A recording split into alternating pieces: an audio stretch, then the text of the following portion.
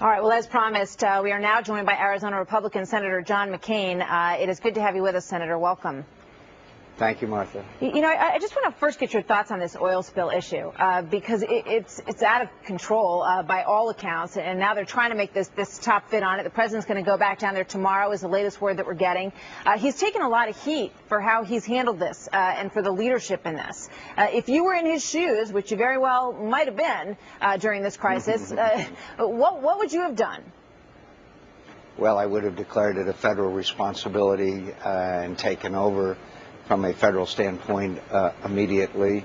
I would have paid a lot more attention to Governor Bobby Jindal, the governor of Louisiana, where, you know, the area that's bearing the biggest brunt of this terrible tragedy. But, you know, it's easy to second guess the President of the United States, but I would have relied a lot more on Bobby Jindal and a lot of the local authorities down there who certainly have a degree of expertise that we should pay close attention to.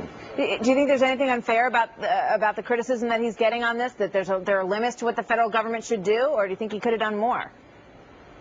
When you're in the position of responsibility, then you have to take the responsibility. I noticed that in the last year or so, the president has reverted to his old BIOB, that's blame it on Bush routine. I certainly wouldn't do that.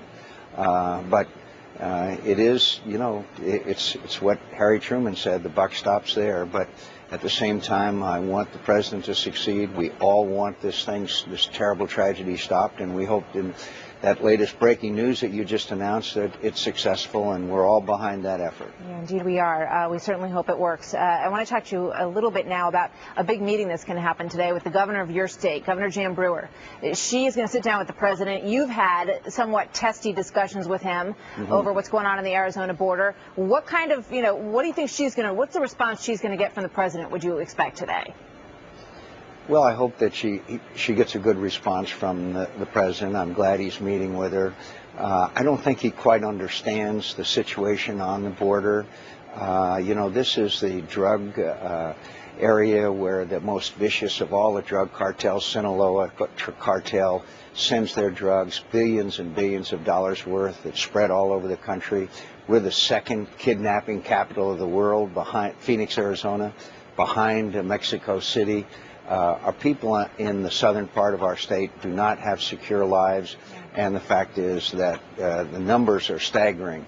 But also the president should understand that we can secure the border. John Kyle and I have a 10-point plan, but the fact is we've made improvements in places like San Diego and parts of Texas and others. A combination of personnel, surveillance, and fencing, we can do that, and it's the obligation of government to do so. And also maybe the Department of Homeland Security Secretary and the Attorney General would read the bill. Yeah, well, we understand your point there. And what did you think of the fact that when you all sat down with him and talked to him about the border issues, and a lot of people feel that he should spend more time, or he should talk to the people there, and so that he could learn firsthand a little bit more about what you're describing there. But after that meeting, he went back to the Oval Office, or went back to work, and then, without saying anything to you folks, set out, we're going to send up to 1,200 troops to the border. Did you think that was odd, that he did it in that order?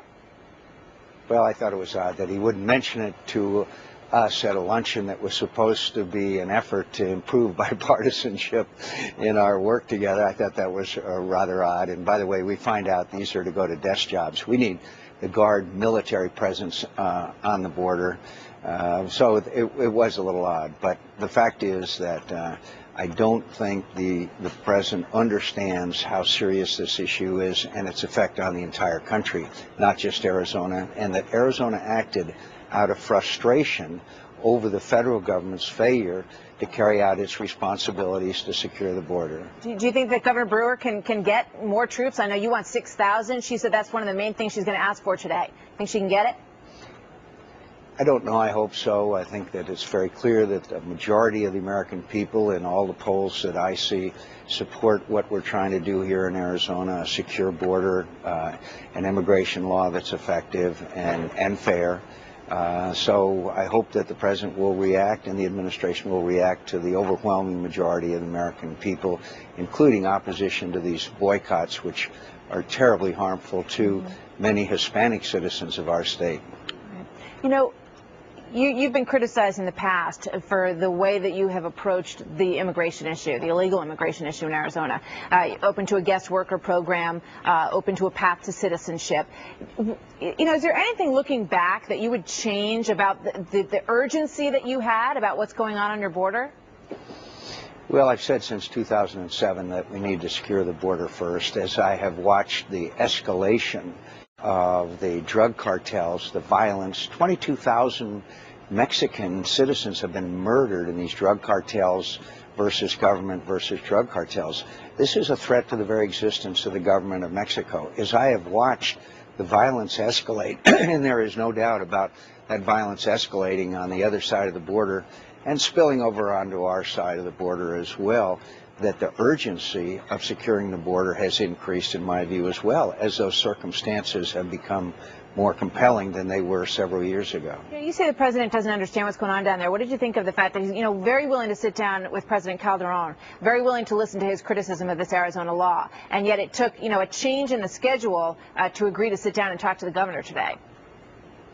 Well, I'd just say better late than never, and I'm sure that our governor will present a very strong case for what we need, and as I mentioned, surveillance, personnel, and completing the fence. And I hope that the president will maybe take an opportunity sometime, maybe on his way back from Louisiana, to stop by the border and see how it really is. And what a great job the Border Patrol are doing. They just need more help. Need more help. All right. Before I let you go, I want to talk to you a little bit about Israel and this flotilla incident that happened. A lot of criticism aimed at Israel right now. What do you think about the president's response to this? And again, how would you handle it differently? I would have stood up for the Israeli effort to prevent arms and other equipment being imported into Gaza, which is run by Hamas. It is dedicated to the extinction of the state of Israel.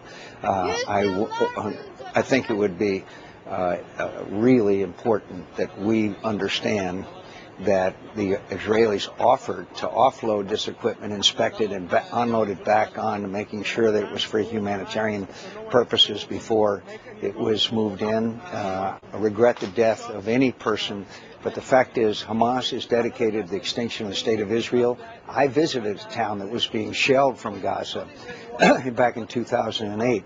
So the Israelis get this harsh commendation from all over the world, and yet when the North Koreans sink a South Korean ship and the Iranians continue to develop nuclear weapons, the response of the world is muted. Remarkable. You think that the president hasn't been strong enough in his extended hand and friendship to Israel?